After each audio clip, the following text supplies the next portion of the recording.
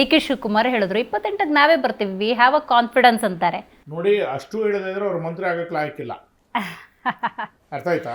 ಇದು ನೇರವಾಗಿ ಪ್ರಸಾರ ಮಾಡಿ ಪರವಾಗಿಲ್ಲ. ಓಕೆ, ಅಷ್ಟೂ ಅವ್ರ ಪಾರ್ಟಿನ ಅವ್ರು ಡಿಪೆಂಡ್ ಮಾಡ್ಕೊಳ್ಳೋದೇ ಇದ್ರೆ ಮತ್ತೆ ಅವ್ರು ಯಾಕೆ ಮಂತ್ರಿಗಳಾಗಿರ್ಬೇಕು? ರಾಜೀನಾಮೆ ಮಾಡಿ ಹೊರಗಡೆ ಅವರು ವಿರೋಧ ಪಕ್ಷದಲ್ಲಿ ಸೇರಬೇಕು. ಓಕೆ, ಯಾರೇ ನೀನೇನು ನಾನು ಚೆನ್ನಾಗಿ ಆಗಲ್ಲ ಅಂತ ಅನ್ಕೊಂಡಿದ್ಯಾ? ನನ್ನ ಕುಟುಂಬ, ನಮ್ಮ ಮಕ್ಕಳು, ನಾನು ಚೆನ್ನಾಗಿ ಆಗ್ಬೇಕು ಅಂತ ತಾನೆ ನಿಮ್ಮ ಟಿವಿ ಇದೆ, ಇದು ಚೆನ್ನಾಗಿ ಆಗ್ಬೇಕು ಅಂತ ನೀವು ಕೆಲಸ ಮಾಡೋದು ಸಹಜ. ಸಹಜವಾಗಿ. ನೀವು ನಿಮ್ಮ ಟಿವಿ ವಿರುದ್ಧ ಮಾತಾಡ್ತೀರಾ? ಖಂಡಿತ ಇಲ್ಲ. ಮಾತಾಡಕ್ ಸಾಧ್ಯನಾ? ಅದು ನಿಮ್ಮ ಧರ್ಮನಾ? ನಿಮ್ಮ ಕರ್ತವ್ಯ ನೀವು ಮಾಡ್ತಾ ಇದ್ದೀರಿ, ಅವ್ರ ಕರ್ತವ್ಯ ಅವ್ರು ಮಾಡ್ತಾವ್ರೆ. ಅವ್ರ ಕರ್ತವ್ಯ ಏನು? ನಾವು ಚೆನ್ನಾಗಿದ್ದೀವಿ, ಮತ್ತೆ ನಾವು ಬರ್ತೀವಿ ಅಂತ ಹೇಳಿ. ಅರೆ ಮೂರ್ಖರೇ, ನೀವು ಜನ ಏನ್ ಹೇಳ್ತಾರೆ ಮೊದಲು ನೋಡಿ, ಸಮೀಕ್ಷೆ ಮಾಡಿ.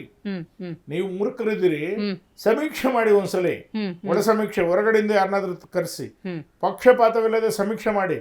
ನಿಮ್ಮ ಮೇಲೆ ಜನಾಕ್ರೋಶ ಎಷ್ಟಿದೆ ಅಂತ ಗೊತ್ತಾಗುತ್ತೆ. 28ಕ್ಕೆ ಬಿಜೆಪಿ ಮತ್ತು ಜೆಡಿಎಸ್ ಸಮ್ಮಿಶ್ರ ಸರ್ಕಾರ ನಡೆಸುತ್ತೆ. ಹಂಗಾದ್ರೆ ನನಗೆ ತಿಳಿದ ಮಟ್ಟಕ್ಕೆ 100ಕ್ಕೆ 100 ಪಾಲು ಆ ದಿಶೆಯಲ್ಲಿ ನಾವು ಹೋಗ್ತಾ ಇದ್ದೀವಿ. ವ್ಯತ್ಯಾಸಗಳು ಇರ್ತವೆ.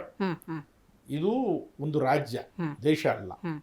ರಾಜ್ಯದಲ್ಲಿ ಬಂದಾಗ ಸ್ವಲ್ಪ ಸಮಸ್ಯೆಗಳು ಜಾಸ್ತಿ ಇರ್ತವೆ, ದೇಶಕ್ಕೆ ಹೋದಾಗ ಸಮಸ್ಯೆಗಳು ಕಡಿಮೆ ಆಗ್ತವೆ, ಪಂಚಾಯತಿಗೆ ಹೋದಾಗ ಇನ್ನೂ ಜಾಸ್ತಿ ಇರ್ತವೆ. ಇದು ಪೈಪೋಟಿ. ಪ್ರತಿಯೊಬ್ಬರಿಗೆ ಅಧಿಕಾರ ಬೇಕು, ಪ್ರತಿಯೊಬ್ಬರು ಬಿಟ್ಕೊಡಕ್ಕೆ ತಯಾರಾಗಲ್ಲ, ಪ್ರತಿಯೊಬ್ಬರಿಗೆ ಬೆಂಬಲಿಗರಿರ್ತಾರೆ. ಇವೆಲ್ಲ ಕಷ್ಟಗಳನ್ನು ನಿಭಾಯಿಸಬೇಕು. ಅದರಿಂದ ನಮ್ಮಿಬ್ಬರಲ್ಲಿ ಕೂಡ ವ್ಯತ್ಯಾಸಗಳು ಬರ್ತವೆ, ಬರಲ್ಲ ಅಂತ ಹೇಳಬೇಡಿ. ಪಾರ್ಟಿಯಲ್ಲಿ ಹೆಂಗ್ ಬಂದಿದ್ದಾವೆ ಅದೇ ರೀತಿ ನಮ್ಮಿಬ್ಬರಲ್ಲಿ ಕೂಡ ವ್ಯತ್ಯಾಸ ಬರುತ್ತೆ. ವ್ಯತ್ಯಾಸವನ್ನ ನಿಭಾಯಿಸ್ಕೊಂಡು ಹೋಗೋದೇ ಸಕ್ಸಸ್. ಖಂಡಿತ. ನಾನು ಯತ್ನಾಳ್ ಅವ್ರ ಬಗ್ಗೆ ಮಾತಾಡ್ಲೇಬೇಕು. ಬಸನಗೌಡ ಪಾಟೀಲ್ ಯತ್ನಾಳ್ ಅವರನ್ನ ಕಳ್ಕೊಂಡ್ರಿ ಅಂತ ಏನಾದ್ರು ಅನ್ನಿಸ್ತಿದ್ಯಾ? ಭಾವನೆ ಏನಾದ್ರು ಬಂದಿದ್ಯಾ? ನಾವು ಅನೇಕ ಜನನ ಕೇಂದ್ರ ಮತ್ತು ರಾಜ್ಯದಲ್ಲಿ, ಜೀವರಾಜ ಆಳ್ವ, ಮಂಜೇಗೌಡ, ಶಿವಪ್ಪ, ರಾಮಚಂದ್ರೇಗೌಡ, ಅದೇ ರೀತಿಯಲ್ಲಿ ಬಾಬಾಗೌಡ ಪಾಟೀಲ್, ಅನೇಕ ಜನ ರೈತ ಸಂಘ ನಾಯಕರು, ಇಡೀ ರಾಜ್ಯದಲ್ಲಿ ಹೋರಾಟ ಮಾಡಿರೋರು ಎಲ್ಲರೂ ಕೂಡ ಬಂದರು, ಹೋದರು. ಭಾರತೀಯ ಜನತಾ ಪಾರ್ಟಿ ಪರಿಸ್ಥಿತಿ ಅಲ್ಲೇ ಇದೆ. ನಾನಿಲ್ಲ ಅಂದ್ರೆ ಪಾರ್ಟಿ ಅಲ್ಲೇ ಇರಲ್ಲ, ಅದ್ರ ಪಾಟಿಗೆ ಅದು ನಡೀತಾ ಇರ್ತದೆ. ಯಾರೋ ಒಬ್ಬ ವ್ಯಕ್ತಿಯಿಂದ ಪಾರ್ಟಿ ಅಲ್ಲ, ಯಾರು ಶಾಶ್ವತ ಅಂತ ಅಲ್ಲ, ಯಾರು ವ್ಯಕ್ತಿಯಿಂದ ಪಾರ್ಟಿ ಅಲ್ಲ, ಜನರಿಂದ ಪಾರ್ಟಿ. ಜನ ಇಲ್ಲದೆ ಇದ್ರೆ ನಾವಿಲ್ಲ. ಜನ ಯಾರು ನಂಬ್ತಾರೆ ಇದನ್ನು ನೀವು ಅರ್ಥ ಮಾಡ್ಕೊಳ್ಳಿ ಫಸ್ಟ್. ಒಬ್ಬ ವ್ಯಕ್ತಿಯಿಂದಲೇ ಎಲ್ಲವೂ ಇದೆ ಅಂತಲ್ಲ. ಅವ್ರ ಕ್ಷೇತ್ರದಲ್ಲಿ ಸ್ವಲ್ಪ ಪರಿಣಾಮ ಬೀರ್ಬೋದು, ಆದ್ರೆ ಅದು ಶಾಶ್ವತ ಅಲ್ಲ. ನಾನೇ ಒಬ್ಬರೇ ಹೋಗಿ ಎಲ್ಲ ಮಾಡ್ತೀನಿ ಅಂದ್ರೆ ನಂದು ನಡೆಯಲ್ಲ. ಒಬ್ಬ ವ್ಯಕ್ತಿಯಿಂದ ಒಬ್ಬಂಟಿಗೆಯಿಂದ 10 ಜನರಿಂದ ಯಡಿಯೂರಪ್ಪ ಪಾರ್ಟಿ ಕಟ್ಟಿದ್ರೆ ಯಾಕೆ ಮತ್ತೆ ಬಿಜೆಪಿ ಸೇರೋರು?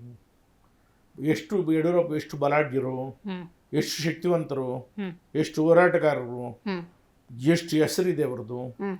ಅವ್ರ ಪಾರ್ಟಿ ಕಟ್ಟಿ ಮತ್ತೆ ಬಿಜೆಪಿಗೆ ಸೇರಿದ್ರಲ್ಲ, ಕಾರಣ ಏನು? ಆತ್ಮಾವಲೋಕನ ಮಾಡ್ಕೋಬೇಕು ಪ್ರತಿಯೊಬ್ಬರು. ಇದು ನಮ್ಗೆ ಎಕ್ಸಾಂಪಲ್. ಬಸವನಗೌಡ ಪಾಟೀಲ್ ಇರಲಿ, ಇನ್ನೊಬ್ರು ಇರಲಿ, ಯಾರು ಈಗ ಇವತ್ತು ಆಕ್ರೋಶದಿಂದ, ಕೋಪದಿಂದ, ಅವರ ಅಭಿಪ್ರಾಯ ಭೇದದಿಂದ ದೂರ ಹೋಗ್ಬೋದು.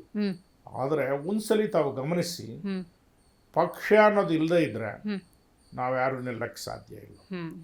ಆ ಅಂಬ್ರೆಲ್ಲಾ ಒಳಗೆ, ಆ ಗಿಡದ ನೆರಳಲ್ಲಿ ನಾವು ಬಾಳ್ಬೇಕೇ ವಿನಃ ನಾವು ಸ್ವಂತ ಗಿಡ ಇಡ್ತೀವಿ, ಮರ ಬೆಳೆಸ್ತೀವಿ, ಅದ್ರ ಅಡಿಗೆಯಲ್ಲಿ ಮತ್ತೆ ಬದುಕ್ತೀವಿ ಅಂದ್ರೆ ಅದು ಕಷ್ಟ.